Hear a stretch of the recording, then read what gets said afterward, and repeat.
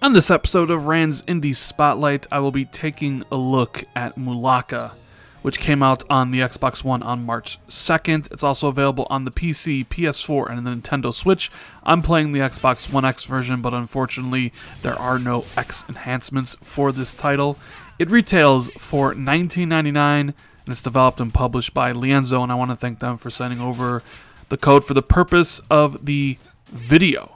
So, Mulaka is a 3D action-adventure game based on the rich indigenous culture of Tarahumara. Renowned for their impressive running abilities, embark on the journey of a Sukurúame, a Tarahumara shaman, as you fight back the foulness corrupting the land, while drawing upon the power of demigods, from solving puzzles and environments inspired by real Sierra Tarahumara locations to heated hand-to-hand combat with creatures pulled from the region's mythology.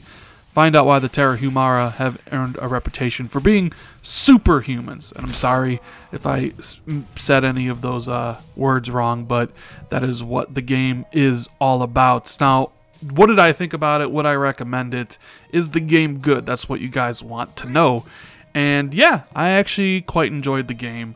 I am a fan of those 3D action-adventure kind of hack-and-slash games, and I enjoyed the story that Mulaka was trying to tell. It's a story about the Sukurúame, who is a shaman of his people, journeying to kind of rid his land of these like foul creatures and all that good stuff.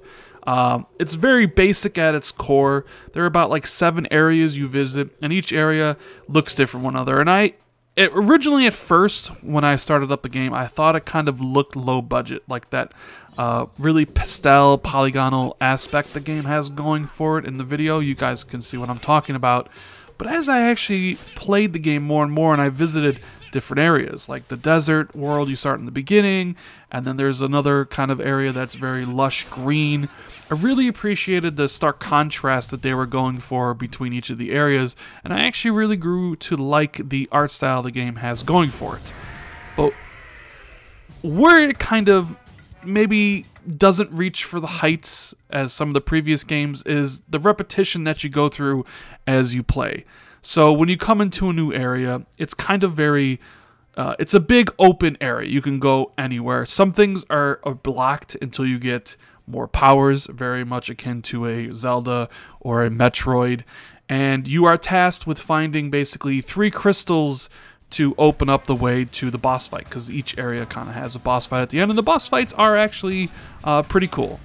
Design-wise, the enemies are pretty cool for the boss fights. How you defeat them, maybe not so much. And as you go through the areas trying to figure out how to get these crystals to open up the boss fight and get to the next area, you'll encounter enemies strewn across the land, and how you beat them are, of course, with simple combos, XXXXX or YY. You can dodge roll out of the way. It's a very basic combat-focused game, and I enjoyed the exploration area aspect of the game. You can kind of run around. Pressing the right bumper will put you into your like shaman vision, which will it kind of peels back, and you can look into the spirit world, so you can see the health bars on all the enemies. The game will then point out like where all the interesting locations are to visit, where the crystals are, where the all the different kind of collectibles the game has. That'll be available in the vision mode.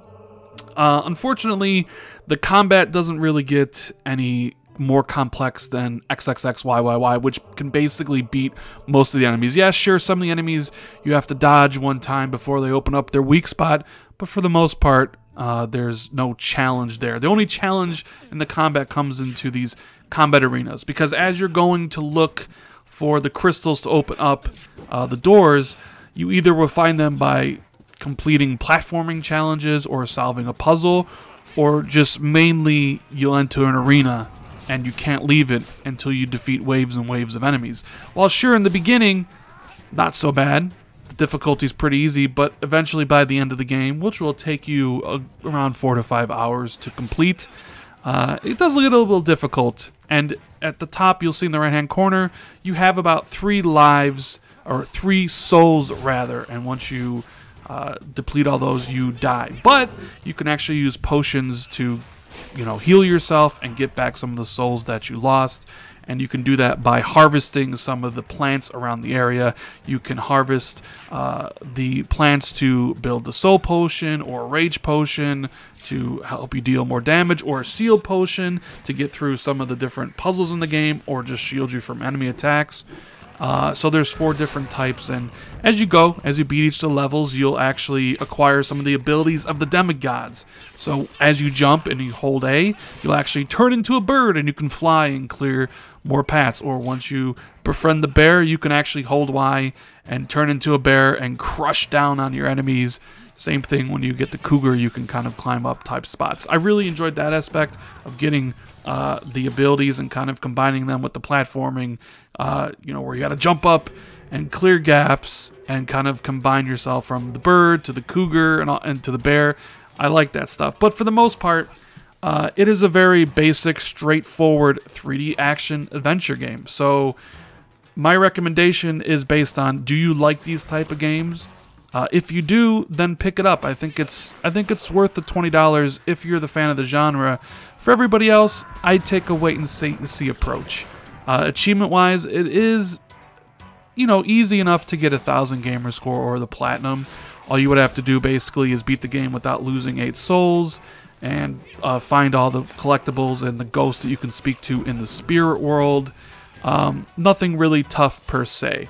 I just kind of wish the combat was a little bit more varied. You can use the points, as I'm going to call them. When you beat enemies, you collect this energy. You can basically use the energy or points to upgrade your health, or upgrade your magic, or upgrade your spear. But outside of that, it's just go into an area, find the 3 crystals to open up the boss fight, rinse and repeat for the rest of the game. The story they tell is kind of cool. They talk about the mythology of the area, so you're learning about that. But there's no voice acting. There's really no sound from the main character or anybody. I mean, you can talk to people in the town, but it's all just text. So you pretty much have to be paying attention, reading what's coming on the screen. But I did like the look of the game. I liked learning more about that region and the people there. I thought the boss fights were pretty cool, a little bit basic. And I enjoyed my time with Mulaka. And of course, I do these videos because, there are a lot of indie games, good or bad, that come out. And if I get a chance to play one of them, and someone out there watches it, and they might find a game they really enjoy. So it's $20. If you're a fan of these types of games, I think get it. I think there's enough here to warrant a purchase. If you're not a fan, I would say maybe hold off and wait for a sale. And with that, I'm going to give Mulaka a 7 out of 10. It's a enjoyable 5-hour experience. I'm happy I played it. And yeah, so that is the video, guys. I hope you enjoyed it. If you did, hit that like button. Consider subscribing to the channel for more content. Share this out on Twitter. All that good stuff. And I'll see everybody in the next video. Later, guys.